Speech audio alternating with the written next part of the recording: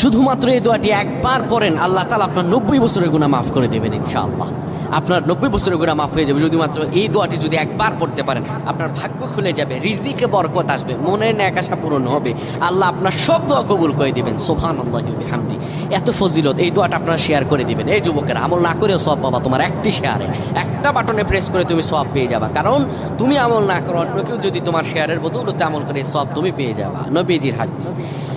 আমার ভাইয়েরা, আল্লাহর কাছে দোয়া করা, আল্লাহর কাছে দোয়া চাওয়া, এটি হলো মুমিনদের কাজ। আমার আল্লাহ বান্দাকে বলেন, বান্দারে উদউনি আস্তাজিব লাকুম, আমার কাছে চাও, আমার কাছে চাইলে আমি আল্লাহ তোমাকে দিয়ে দিব। কেউ যদি একবারে দোয়াটি পড়তে পারে, দোয়াটি হলো রব্বি ইন্নী যালামতু নাফসি ফাগফিরলি। কেউ যদি এই দোয়াটা একবার পড়তে পারে, আমার আল্লাহ তাআলা তার 90